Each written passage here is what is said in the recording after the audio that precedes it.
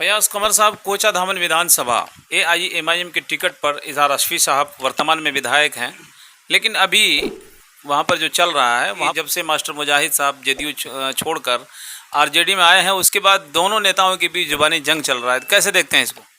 जाहिर सी बात है कि जब अखाड़े में दो पहलवान उतर जाता है तो दोनों में लड़ाई ही होती है, दोनों में जंग ही होती है। तो सियासत भी कोई अखाड़ा से कम नहीं है।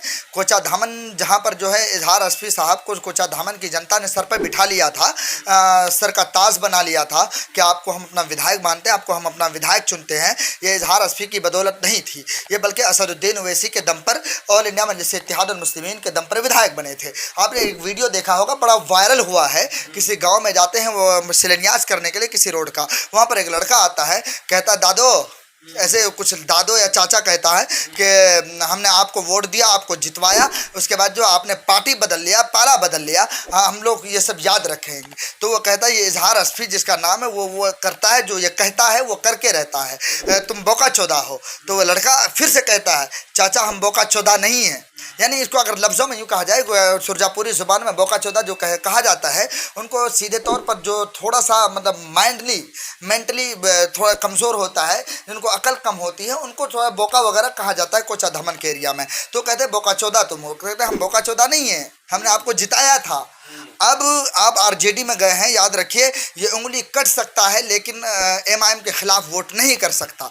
इतने हिम्मत और दावेदारी के साथ वो लड़का उनके सामने कहते हैं। अब रही बात मास्टर मुजाहिद और इजहार अशफी साहब की जंग की बात कर लेते हैं, तो जाहिर सी बात है मास्टर मुजाहिद साहब अगर आरजेडी ज्वाइन किए तो उनको कहीं ना कहीं ये विश्वास है, इनको मालूम है। जाहिर सी बात है एक बड़े लीडर जो कि बिहार के जेडीयू के प्रदेश नायब उपाध्यक्ष थे वो, और माइनॉरिटी समाज के जेडीयू से वो राष्ट्रीय अध्यक्ष भी थे और मदरसा बोर्ड के मेंबर भी थे। मास्टर मुजाहिद साहब एक बड़े पद से जो है आरजेडी में आए, जाहिर सी बात है अंदर खाने कोई बात तो हुई होगी। तो इसकी वजह से इजहार अशफी में खलबली मच गई है, इजहार अशफी के अंदर बेचैनी आ गई है कि अब वो दिन तो है नहीं कि असदुद्दीन ओवैसी के नाम पर हम जीत जाएंगे, तेजस्वी के नाम पर तो हम जीत सकते नहीं, लालू यादव के नाम पर तो हम जीत सकते नहीं, क्योंकि अगर तेजस्वी और लालू यादव के नाम पर हम जीत जाते तो 2020 के अंदर जो इलेक्शन हुआ था तो तेजस्वी के नाम पर जीत जाते। इजहार अशफी जो कि जिला पार्षद में नहीं जीत सकता था वो विधायक बन गया असदुद्दीन ओवैसी के नाम पर। तो जाहिर सी बात है कि अचानक से एक बड़ा लीडर, बड़ा नेता इलाके से मास्टर मुजाहिद एक कद्दावर नेताओं में से शामिल होते हैं इस इलाकाई सीमांचल में। तो मैं ये समझता हूँ जैसे वो शामिल हुए इनके अंदर खलबली आई है कि अब टिकट कटना तो तय है, क्योंकि आरजेडी इतने बेवकूफ़ी वाले काम तो करती नहीं है। आरजेडी को पता है हमें किसको इस्तेमाल करना है, किसको कहाँ से क्या करना है। वक्त था इजहार अशफी का, तो चाहे जैसे भी हुआ अपने पार्टी में शामिल किया। बिहार की सबसे बड़ी पार्टी बननी थी आरजेडी को, तो 4 विधायक को खरीदा, अपनी पार्टी में पाले में ले लिया। अब वक्त ख़त्म हो चुका है। अब तेजस्वी यादव को भी मालूम है कि इजहार अशफी चाहे आरजेडी से भी आ जाए तो हार सकते हैं, हार जाएंगे, हार सकते नहीं, हार जाएंगे, क्योंकि कोचा धामन के लोगों में एक जुनून सा सवार है कि हम एमआईएम के अलावा किसी को वोट नहीं करने वाले। आपने देखा उस लड़के का वीडियो, उस नौजवान का, कि सीधे तौर पे कहता है उस जैसे तो और भी तो लोग होंगे ना जो ये कह सकता है कि हमारी उंगली कट सकती है लेकिन हम एमआईएम के खिलाफ वोट नहीं करेंगे। तो कहीं ना कहीं जो इजहार अशफी और मास्टर मुजाहिद के बीच में जो बातें अभी चल रही हैं, जुबानी जंगें जो चल रही हैं, ये आपसी तनाव नहीं बल्कि सीट को लेकर है। इजहार अशफी का ये पूरा ख्याल कि सीट हमें मिलनी चाहिए,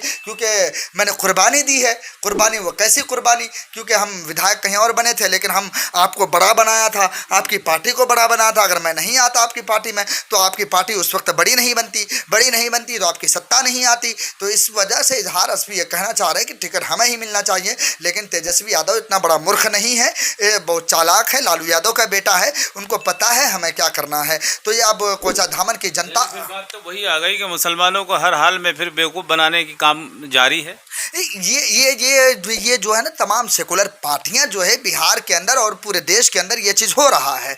चाहे वो आप किसी भी सेकुलर पार्टी का नाम ले लीजिए, वो यही काम करते हैं। उनको पता है मुसलमान बेचारे जाएंगे तो जाएंगे कहाँ। यूपी में पता है अखिलेश भैया को छोड़कर नहीं जा सकते, मायावती दीदी को छोड़कर नहीं, बंगाल में दीदी को नहीं छोड़ सकते, और बिहार के अंदर लालू यादव हैं, चाचा हैं, उनको छोड़ के तो कहीं जा नहीं सकते। तो मुसलमानों के लिए इनके दिलों में बस एक ही बात है।